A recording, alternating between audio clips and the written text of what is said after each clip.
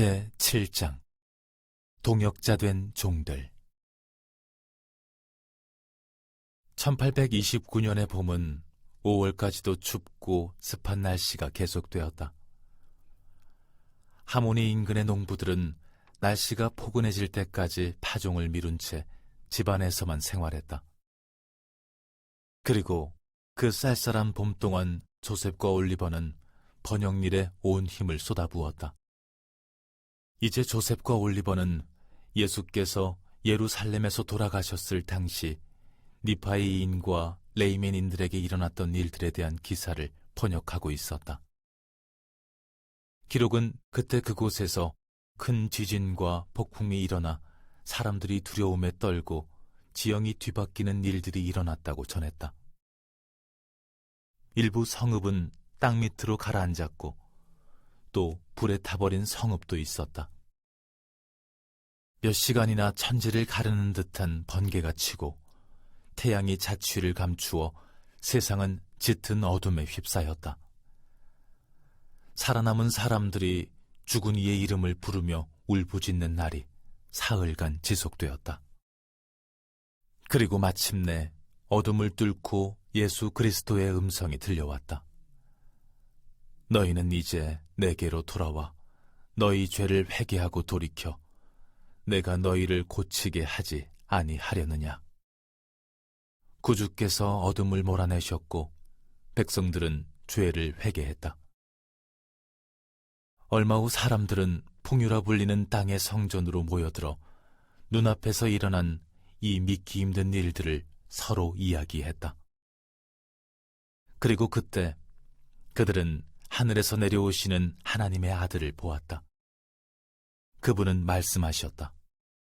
보라, 나는 선지자들이 세상에 오리라고 증거한 예수 그리스도라.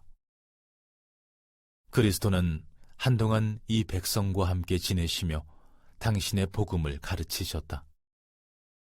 그분은 사람들에게 죄의 사함을 위한 침수로서 침례를 받으라고 명하셨다. 누구든지 나를 믿고 침례를 받는 자, 그는 구원을 얻으리니 하나님의 나라를 기업으로 얻을 자들이 그들이리라. 구주께서는 하늘로 올라가시기 전에 의로운 남성들에게 권세를 부여하시고 당신을 믿는 이들에게 침례를 주게 하셨다. 조셉과 올리버는 이 부분을 번역하면서 깊은 인상을 받았다. 조셉은 자신의 형 엘빈과 마찬가지로 침례를 받은 적이 없었다. 그는 침례를 행하는 데 필요한 의식과 권세에 대해 더 알고 싶어 했다. 1829년 5월 15일, 비가 그친 후 조셉과 올리버는 사스케아나 강 근처에 있는 숲으로 들어갔다. 그들은 무릎을 꿇고 기도드리며 침례와 죄 사함에 관해 하나님께 여쭈었다. 조셉과 올리버는 곧 마음을 평화롭게 하는 구속주의 음성을 듣게 되었다. 그리고 뒤이어 빛구름에 둘러싸인 한 천사가 그들 앞에 나타났다. 천사는 자신을 침례 요한이라 소개하고 두 손을 조셉과 올리버의 머리 위에 얹었다. 두 사람은 하나님의 사랑을 온몸으로 느끼며 벅찬 기쁨에 휩싸였다. 요한이 말했다. 나의 동역자 된 종들인 너희에게 메시아의 이름으로 나는 아론 신권을 부여하노라. 이는 천사의 성역, 회개의 복음, 그리고 죄 사함을 위한 침수로서의 침례의 열쇠들을 지니고 있느니라. 요한의 음성은 온화하면서도 가슴속 깊은 곳까지 파고드는 힘이 있었다. 그는 조셉과 올리버가 이제 아론 신권의 권세로서 침례를 행할 수 있게 되었음을 설명하고 자신이 떠난 뒤에 서로에게 침례를 주라고 명했다. 또한 그는 두 사람이 나중에 다른 신권을 하나 더 받게 될 것이며 그 신권이 있으면 서로에게 또 침례를 받은 다른 사람에게 성신의 은사를 부여할 수 있을 것이라고 설명했다. 침례 요한이 떠난 후 조셉과 올리버는 강물 속으로 들어갔다. 먼저 조셉이 올리버에게 침례를 주었다. 올리버는 물에서 일어나자마자 앞으로 일어날 일들을 예언하기 시작했다. 그에 이어서 이번에는 올리버가 조셉에게 침례를 주었다. 물에서 나온 조셉은 주님께서 인간들 가운데 세우겠다고 약속하신 그리스도 교회의 번영에 대해 예언했다. 조셉과 올리버는 침례 요한이 지시한 대로 숲으로 돌아와 서로를 아론 신권에 성임했다. 그들은 그동안 성경을 연구하고 고대 기록 번역 작업을 하면서 하나님의 이름으로 행하는 신권과 그 권세에 대한 내용을 자주 접해왔었다. 이제 그들은 그 권세를 직접 소유하게 된 것이었다. 침례를 받은 후 조셉과 올리버는 복잡하고 난해하게 여겨졌던 성구들을 곧 명확히 이해하게 되었다. 그들은 진리와 이해로 생각이 밝아졌다. 한편 뉴욕에 사는 올리버의 친구 데이비드 휘트머는 조셉이 하는 일에 대해 더 알고 싶어 했다. 데이비드는 맨체스터에서 48km 떨어진 페이에트에 살았지만 올리버가 스미스 가족과 함께 살면서 교사 일을 할 때부터 그와 친구로 지내왔다. 둘은 자주 금판에 대한 이야기를 나누었는데 올리버는 하모니로 떠나면서 번역에 관한 일을 편지로 알려주겠다고 데이비드에게 약속했었다. 그로부터 얼마 안 가서 데이비드는 올리버의 편지들을 받아보게 되었다. 올리버는 자신의 삶과 관련하여 하나님의 계시가 아니고서는 절대로 알 수 없는 세세한 부분을 조셉이 자세히 알고 있었다는 이야기를 전했다. 그는 조셉이 계시를 받고 판을 번역하는 이야기도 상세히 들려주었다. 번역된 내용 몇 줄과 함께 그것이 참되다는 간증을 편지에 적어 보낸 적도 있었다. 후에 올리버는 편지를 통해 하모니로 마차를 가져와 자신과 조셉, 에머를 페이에트에 있는 데이비드의 집으로 데려가 달라고 부탁했다. 편지에서 그는 데이비드의 도움으로 그들이 그곳에서 번역 일을 마무리하는 것이 하나님의 뜻이라고 말했다. 당시 조셉과 에머는 하모니 사람들의 인심을 잃어가고 있었다. 심지어 집으로 쳐들어오겠다고 위협하는 사람들까지 있을 정도였다. 에머의 친정 식구들이 아니었더라면 그들은 큰 피해를 입을 수도 있을 만한 상황이었다. 데이비드는 올리버의 편지를 가족들에게 보여주었다. 휘트머 가족은 조셉과 에머, 올리버를 집에 들이기로 결정했다. 휘트머 일가는 독일어를 쓰는 그 지역 정착민의 후손이었다. 이 가족은 근면하고 독실한 것으로 이름이 나 있었다. 휘트머 가족의 농장은 맨체스터에 있는 조셉의 본가와 왕래가 가능하면서도 보물 수색꾼들이 쫓아오지는 못할 만큼 먼 거리에 있었다. 데이비드는 당장 하모니로 달려가고 싶은 마음이었다. 하지만 데이비드의 아버지는 당장 마무리해야 할 농산일을 마친 후에 하모니로 출발하도록 권했다. 그 일을 다 하려면 꼬박 이틀은 걸릴 것이었다. 당시는 파종철이었다. 데이비드는 24,000여 평의 땅을 쟁기로 간 뒤 미리 잘 자라도록 석회를 뿌려야 했다. 데이비드의 아버지는 꼭 당장 가야만 하는지를 기도로 알아보는 것이 좋겠다고 말했다. 아버지의 말씀에 따라 데이비드는 기도를 드렸고 하모니로 떠나기 전에 집에서 할 일을 끝내라는 영의 속삭임을 느꼈다. 이튿날 아침 밭으로 나간 데이비드는 밭에 깊은 고랑이 져 있는 것을 보게 되었다. 어젯밤까지만 해도 그 밭은 쟁기가 닿은 적도 없는 땅이었다. 밭을 자세히 들러보니 약 7천여 평가량의 면적이 다 갈려 있었다. 나머지 일은 데이비드에게 하라는 듯 쟁기가 마지막 고랑에 세워져 있었다. 이 소식을 들은 데이비드의 아버지는 눈이 휘둥그레졌다. 이 일에 어떤 힘이 작용하고 있는 것 같구나. 석회를 다 뿌리는 대로 어서 펜실베니아로 가거라. 데이비드는 힘을 내어 남은 밭을 마저 다 갈고 파종 준비를 마쳤다. 일을 마친 그는 힘 좋은 말을 마차에 묶고 예정보다 이른 시각에 하모니로 출발했다. 조셉 부부와 올리버가 집에 온 후로 데이비드의 어머니인 메리의 생활은 눈코 뜰 새 없이 바빠졌다. 데이비드의 부모인 메리와 피터는 근방에 사는 분가한 자식들까지 포함해 모두 8남매를 두었는데 자녀들의 나이는 대략 15살부터 30살 사이였다. 그렇지 않아도 가족들 뒤치다꺼리에 하루하루가 빠듯했는데 이제 3명의 객식구까지 생긴 것이었다. 메리도 조셉의 부름에 대한 믿음이 있었기에 불만을 표하지는 않았지만 시간이 갈수록 피로가 쌓여가는 것은 어쩔 수가 없었다. 그의 여름은 유난히 무더웠다.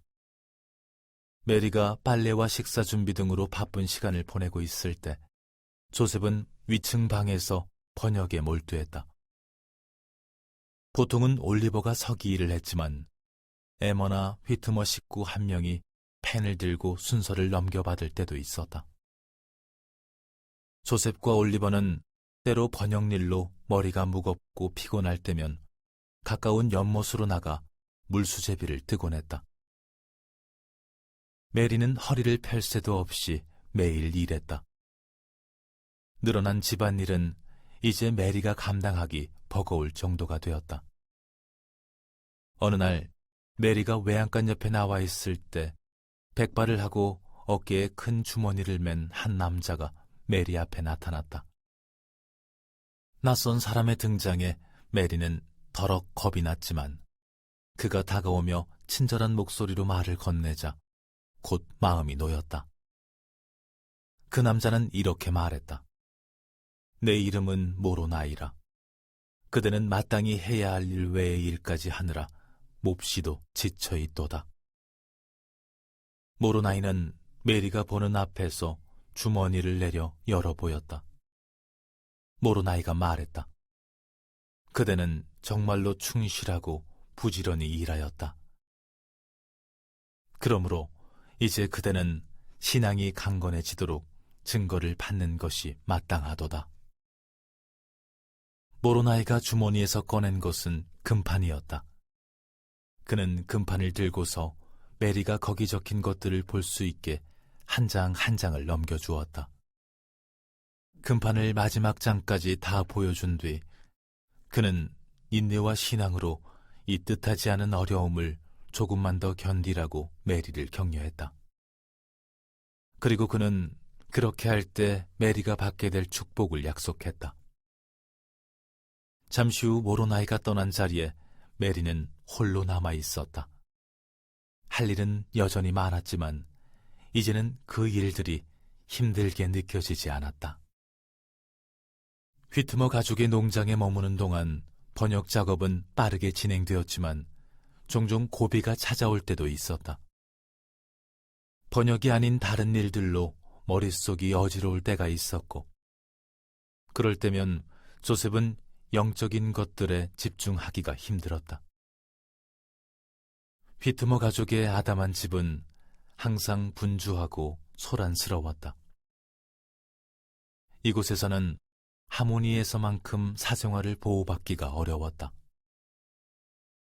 하루는 아침에 번역 준비를 하던 중에 조셉이 에모에게 화를 낸 적이 있었다.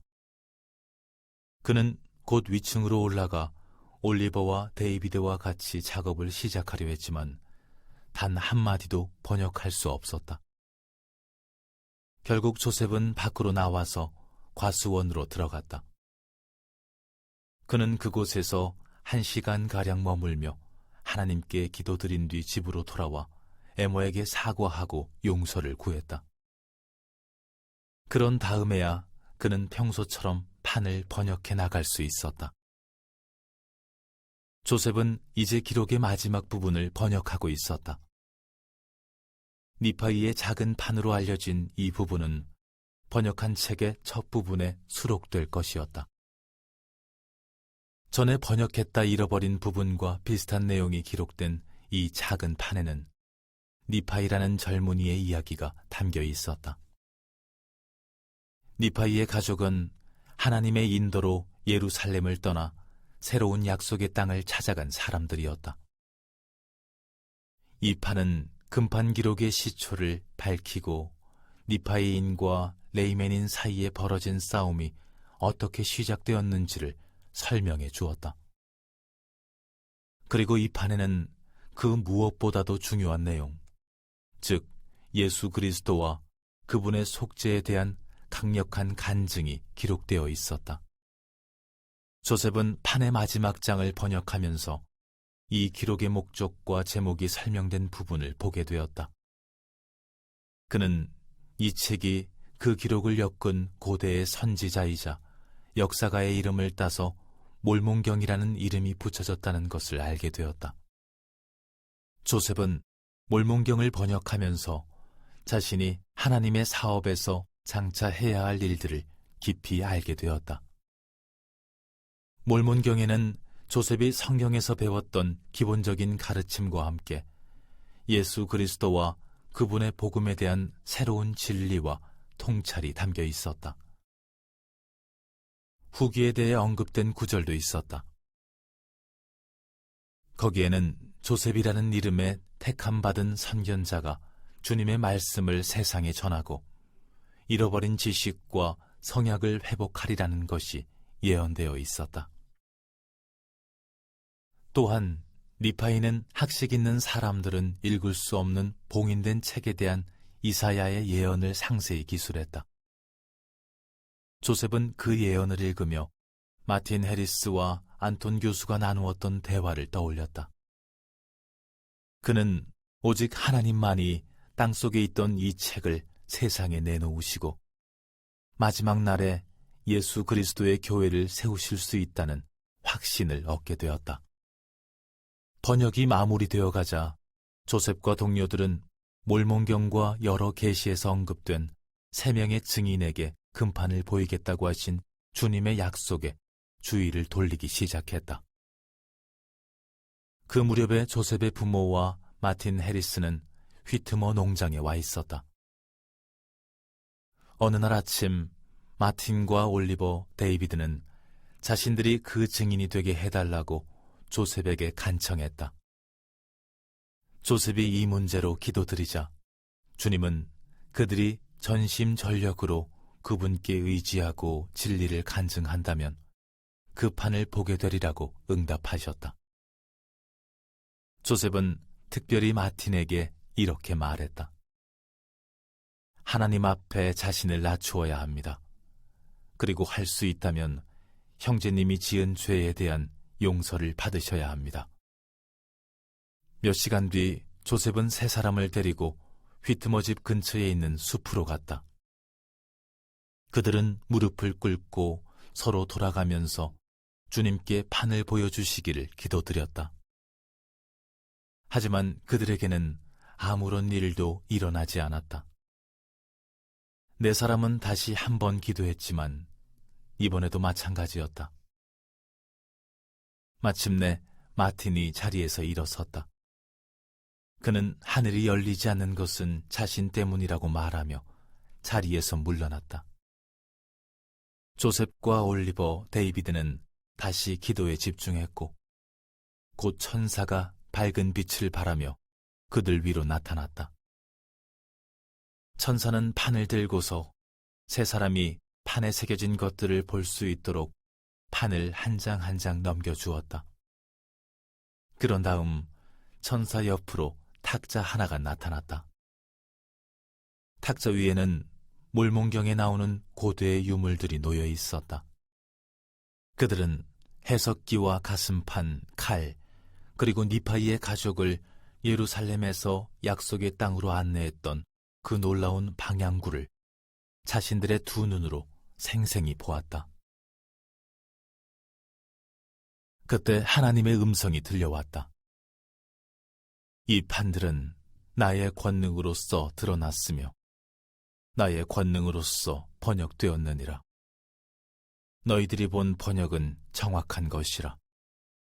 그러므로 내가 너희에게 명하노니 너희가 지금 보고 들은 바를 증거할지어다.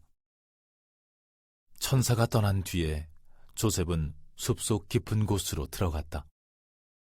그곳에서 조셉은 무릎을 꿇고 있는 마틴을 발견했다. 마틴은 아직 주님께 증거를 받지 못했다고 말했다. 그는 여전히 판을 보고자 열망했다. 마틴은 조셉에게 함께 기도해달라고 부탁했고 두 사람은 나란히 무릎을 꿇고 기도를 시작했다. 기도를 채 마치기도 전에 앞서 나타났던 천사가 다시 나타나 마틴에게도 근판과 고대의 유물을 보여주었다. 이것으로 충분합니다. 충분해요. 마틴이 외쳤다. 내 눈으로 직접 보았어요. 똑똑히 보았어요. 오후 늦게 조셉은 3명의 증인과 함께 휘트머의 집으로 돌아왔다. 조셉은 메리 휘트머가 조셉의 부모와 담소를 나누고 있는 방으로 뛰어들어갔다. 아버지, 어머니, 제가 얼마나 행복한지 상상도 못하실 거예요. 조셉은 어머니 옆에 앉았다. 주님께서 저 말고도 3사람에게 판을 더 보여주셨어요. 이제 그분들도 제가 거짓말을 하는 게 아니라는 걸 확실히 알아요. 그는 어깨에서 큰 짐을 내려놓은 기분이었다. 지금부터는 그분들도 함께 해야만 해요. 이제 저는 혼자가 아니에요. 뒤이어 기쁨에 흠뻑 젖은 마틴이 들어왔다. 저도 하늘에서 온 천사를 보았어요. 제 영혼의 진심을 다해 하나님을 찬미합니다. 그분은 몸을 낮추어 저 같은 사람한테도 이 위대한 사업을 증거해 주셨어요. 며칠 뒤 휘트머 가족이 맨체스터의 농장에 있는 조셉의 본가를 찾아왔다. 주님은 일찍이 그가 보시기에 좋으신 만큼 많은 증인들의 입으로 말씀을 확증하겠다고 약속하신 바가 있었다. 조셉은 아버지인 조셉 1세를 비롯해 하이럼, 세뮤얼, 데이비드 휘트머의 형제들인 크리스찬, 제이콥, 피터 2세, 존, 그리고 그들의 처남인 하이럼 페이지와 함께 숲으로 갔다. 그들은 스미스 가족이 종종 은밀히 기도드리던 장소에 모였다. 조셉은 주님의 허락을 받아 판을 꺼내어 그들에게 보여주었다. 그들은 3명의 증인과 달리 천사를 보지는 못했지만 직접 판을 들고 낱장을 넘기며 고대의 기록을 살펴보았다. 이제 천사와 고대 기록에 대한 조셉의 간증을 믿는 그들의 신앙은 더없이 확고해졌다. 마침내 번역이 완성되었고 조셉은 기적과 같은 자신의 간증을 뒷받침해줄 증인들을 얻었다. 조셉은 이제 더는 판이 필요하지 않았다. 8명의 증인이 숲에서 나와 집으로 돌아간 후 천사가 나타났고 조셉은 성스러운 기록을 다시 천사에게 돌려주었다.